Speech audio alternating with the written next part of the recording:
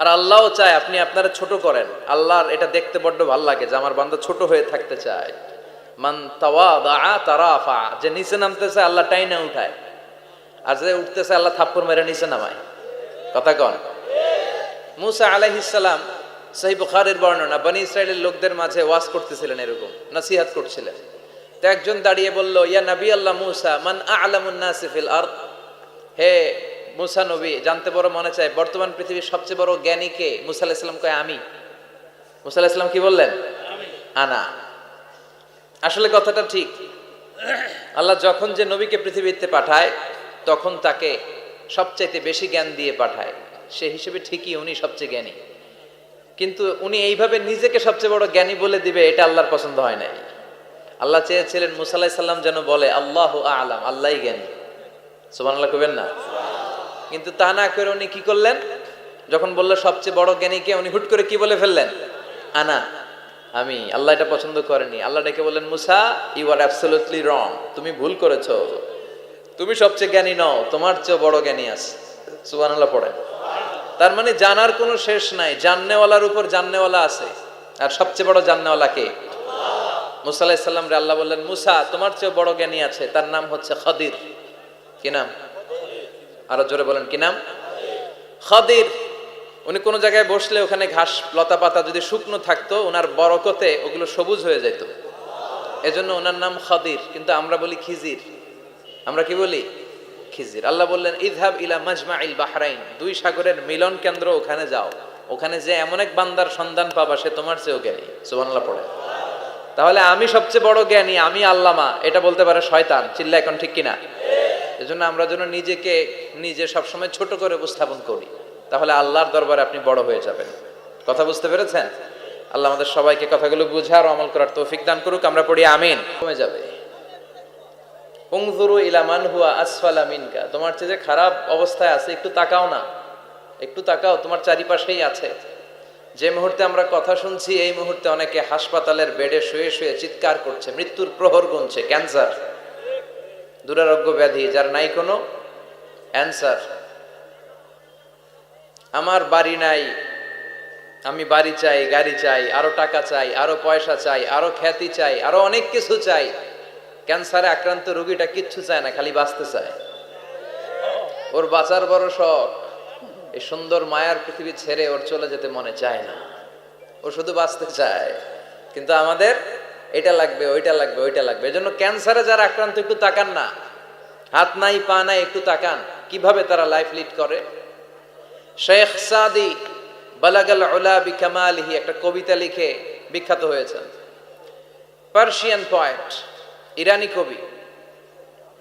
ওনার আর্থিক দৈন্যতা যাচ্ছিল, কিছুদিন ধরে ওনার আর্থিক কিছু সমস্যা, টাকা পয়সা নাই, ফলে ওনার জুতা ছিঁড়ে গিয়েছে, পায়ে জুতা নাই, খালি পায়ে হাঁটে। আর মনে বড় আফসোস, মনে বড় দুঃখ, আমি এত বড় কবি, আমার পায়ে জুতা নাই, আমার পায়ে কি নাই? তো একবার ঘর থেকে বের হয়ে দেখে একটা লোক ভিক্ষা করে খাচ্ছে, ওর দুইটা পাই নাই। শেখ সাদির কি নাই? ভিক্ষুকের কি নাই? ভিক্ষুকের দশা দেখে সেজদায় পড়ে গিয়েছে, সেজদায় লুটিয়ে পড়ে আল্লাহর বলে, আল্লাহ শুকুর, আলহামদুলিল্লাহ, বেশ ভালো আছি। এজন্য উনজুর ইলা মান হুয়া আসফালা মিনকা, তোমার চেয়ে যে খারাপ অবস্থানে আছে তার দিকে তাকাও। ঋণের বোঝা কাঁধে এত বেশি, প্রতিদিন বাড়িওয়ালা এসে তাড়া করে, ভাড়া দিতে পারে না, এরকম লোক আছে না নাই? গ্যাসের বিল দিতে পারে না, বিদ্যুতের বিল দিতে পারে না, স্ত্রীকে একটা শাড়ি কিনে দিতে পারে না, বাচ্চাদের 3 মাসের 4 মাসের বেতন ভাড়া জমা হয়ে আছে, দিতে পারে না। কত সুখে আছি আমরা, কত শান্তিতে আছি আমরা, শুকুর গুজার হতে চাই না, শুধু অভিযোগ আর অভিযোগ। আল্লাহ বলে অভিযোগ বাদ দিয়ে দাও। বিশ্বনবী বলেন, তোমার চেয়ে যে খারাপ অবস্থানে আছে একটু ওইদিকে তাকাও, তাহলে দেখবে তুমি অনেক ভালো আছো। এজন্য সব সময় সুখে দুঃখে সর্বাবস্থায় আমরা প্রশংসা করব একজনের, তিনি কে? আর প্রশংসা করলে নেয়ামত বাড়ায় দেয় কে? আর প্রশংসা না করলে শাস্তির জন্য অপেক্ষা করতে হবে। যাহারাল ফাসাদু ফিল বাররি ওয়াল বাহরি বিমা কাসাবাত আইদিন নাস, জলে স্থলে যে জলোচ্ছ্বাস, ভূমিকম্প, অগ্নিকাণ্ড, খরা, দুর্ভিক্ষ এগুলো চলে, এই মহামারী, নানা ধরনের নতুন রোগ, এগুলো আমাদের হাতের কামাই। এগুলো কি? আমাদের হাতের কামাই। আমরা যদি আল্লাহওয়ালা হয়ে যাই, আল্লাহর জামিনে যদি আল্লাহর দিন কায়েমের চেষ্টা করি, আল্লাহর দেয়া কোরআন অনুযায়ী যদি জীবন চালাই, আমাদের জীবনটারও শান্তিময় করে দিবে কে? আমাদের ধর্মের নামই তো শান্তি। ধর্মের নাম কি? ইসলাম। ইসলাম মানে কি? বিশ্বনবী রাজা বাদশাদের কাছে যখন চিঠি লিখতেন, তিনি প্রথমে শান্তির কথা শোনাতেন। সুবহানাল্লাহ পড়েন। দেখেন কত সুন্দর ধর্ম। আর আমাদেরকে ওরা শান্তি শিখায়, আমাদেরকে মানবাধিকার শিখায়। মানবাধিকারের কথা, শান্তির কথা মানায় একজনের মুখে, তিনি হচ্ছেন মুহাম্মদ সাল্লাল্লাহু। গোটা বিশ্ব তার কাছে ঋণী, তার কাছে কৃতজ্ঞ। তিনি শুধু দিয়েছেন, নেন নাই। সুবহানাল্লাহ পড়েন। তিনি বলেছেন সালামুন আলা মানিত্তাবা আল হুদা। যাদের কাছে বিশ্বনবী চিঠি পাঠাতেন তিনি লিখতেন সালাম, মানে শান্তি। শুরুতেই শান্তি কাদের প্রতি? আলা মানিত্তাবা আল হুদা, যারা হেদায়েতকে অনুসরণ করে। রাজা বাদশাদের কাছে বিশ্বনবী চিঠি পাঠাতেন, শান্তির বাণী পাঠাতেন, তারপর লিখতেন আসলিম তাসলাম, ইসলাম মানো শান্তিতে থাকবা, তাহলে আল্লাহর দরবারে আপনি বড় হয়ে যাবেন। কথা বুঝতে পেরেছেন? আল্লাহ আমাদের সবাইকে কথাগুলো বুঝার ও আমল করার তৌফিক দান করুক। আমরা পড়ি আমিন। কি হয়েছে ওইখানে? মানুষ জায়গা হয় না? আচ্ছা জি, ভলান্টিয়ার্স যারা আছেন তারা ওই যে কাপড়গুলো খুলে দেন। খুলেই তো দিছে, তারপরেও জায়গা হচ্ছে না। কি আর করবেন? একটু কষ্ট করে শুনতে হবে। কষ্ট আছে যেখানে, সওয়াব আছে সেখানে। দাঁড়ায় শুনলে বেশি সওয়াব, তো ওনাদেরকে বেশি সওয়াব থেকে বঞ্চিত করবেন কেন? সওয়াব নেই ওনারা, আপনারা সওয়াব নেন, সওয়াব পাবেন ইনশাআল্লাহ। কষ্ট হচ্ছে না তো? এই মাহফিলে একবারে বসে যেতে হয়। টানা হিচড়া আমি করি না। টানা হিচড়া করলে ক্যামেরাওয়ালারা উল্টায় পড়বে, এই ক্যামেরাম্যানরা। তারপর একটা বিশৃঙ্খলা সৃষ্টি হবে। এজন্য টানা হিচড়ার দরকার নেই। যে যেখানে আছেন থাকেন। আবহাওয়াটা খুব সুন্দর আবহাওয়া, গরমও না ঠান্ডাও না। কি বলেন? আলহামদুলিল্লাহ পড়ি। কোনো আওয়াজ হবে না আশেপাশে। এই যে আপনি লাগবে না, থাকেন ওইভাবেই থাকেন। যে যেখানে আছি ওইভাবে থাকি, কোনো আওয়াজ হবে না। আমার সময় খুব কম, একটু পরেই আমাদের প্রধান মুফাসসির চলে আসবে। উনি আসার আগ পর্যন্ত কিছু কথা আমরা শোনার চেষ্টা করি, শিখার চেষ্টা করি।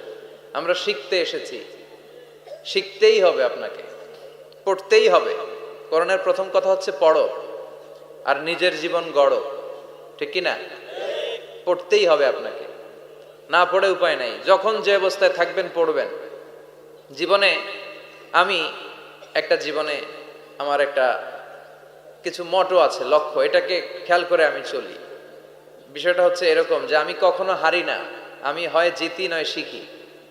এরকম একটা অ্যাটিটিউড রাখবেন যে শিখতে আমাকে হবেই, কিন্তু হেরে যাব না আমরা। চিল্লায় বলেন ঠিক কিনা? এবং শিখাটাই আপনাকে মুক্তি দিতে পারে। এজন্যই কোরআনের প্রথম কথা আল্লাহ শিখার ব্যাপারে উদ্বুদ্ধ করেছেন। আল্লাহ বলেছেন ইকরা বিসমি রাব্বিকাল্লাযী খালাক, read in the name of your lord who has created, পড়ো তোমার প্রভুর নামে যিনি তোমায় শিখিয়েছেন। এজন্য পড়তে হবে, জানতে হবে। আসেন আমরা সরাসরি মহাবিশ্বয় মহাগ্রন্থ আল কোরআন থেকে শুনি। উদ্দেশ্য হচ্ছে যে আমরা নিজেদেরকে আলোকিত করব। উই এনলাইটেন আওয়ারসেলফ, ভিতরটাকে আলোকিত করব, আলোকিত মানুষ হব, সাদা মনের মানুষ হব, আল্লাহওয়ালা হব ইনশাআল্লাহ। পড়েন। উদ্দেশ্য যদি ভালো হয়, সওয়াব কামিয়ে আপনি শেষ করতে পারবেন না। আর উদ্দেশ্যে যদি ভেজাল থাকে কোনো লাভ নাই। হাবা মানসুরা, সব শেষ। এগুলারে উঠাইলে, মিজানের পাল্লায় উঠালে কোনো ধরনের ওজন হবে না। আজকের এই তাফসির মাহফিলে আমরা এসেছি শিখার জন্য আর একজনকে খুশি করার জন্য। তিনি কে? আল্লাহ তুমি কবুল করো। আমি আপনাদের খেদমতে সূরাতু আদ-দুহা তেলাওয়াত করেছি। এই সূরাটা মুখস্থ আছে না অনেকের? কমন একটা সূরা, প্রায় আমরা সালাতে পড়ি, মক্তবেই তো এগুলো শিখে ফেলছি, ঠিক কি না? তো এই যে সূরাটা খুব বেশি পড়া হয়, খুব বেশি শোনা হয়, আসলে এই সূরায় আল্লাহ কি শিক্ষা কর্মসূচি আমাদেরকে দিলেন জানার দরকার আছে না নাই? আসেন আজকের এই চমৎকার রজনীতে আমরা সূরাতুদ দুহার আলোকে কিছু কথা শুনি। এটা কোরআনের 30তম পারায় অবস্থিত একটা সূরা। কততম পারা? এটা মাক্কি সূরা। একটু আওয়াজ করে বলবেন, কি সূরা? মাক্কি সূরা। এই সূরার আয়াত সংখ্যা 11টি। কয়টি? 11টি। এটা কোরআনের একটা মোটিভেশনাল সূরা। কি সূরা? মোটিভেশনাল। আমরা প্রায় এই শব্দটা শুনি না, মোটিভেশন মোটিভেশন মোটিভেশন। এই ছেলে কি তোমাদের কি হয়েছে? কথা বলা যাবে না তো, একেবারে চুপ থাকো, যে যেখানে আছো থাকো, কানগুলো খাড়া করো খরগোশের মতো, কোনো আওয়াজ হবে না, একেবারে চুপ। এটা কোরআনের মোটিভেশনাল সূরা, অনুপ্রেরণাদায়ক সূরা। আপনার মন যখন খারাপ তখন এই দুইটা সূরা পড়বেন, দোহাও পড়বেন, সূরাতুল ইনশিরাহও পড়বেন। ইযা ইশতাদ্দাত বিকাল বালওয়া ফাফাক্কির ফি আলাম নাশরাহ ফাইন্নাল উসরা বাইনাল ইউসরাইনি ইযা ফাক্কারতাহু ফাফরাহ। এদের কি সমস্যা কি? এই দেখো সুবহান কইও আওয়াজ করেন কেন? বসেন বসেন, আর বসার জায়গা না থাকলে দাঁড়িয়ে থাকেন।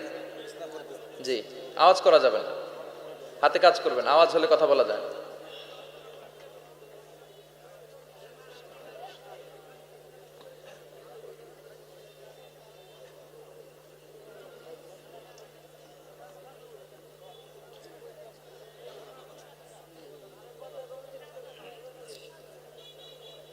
আওয়াজ করবেন না, এটা করে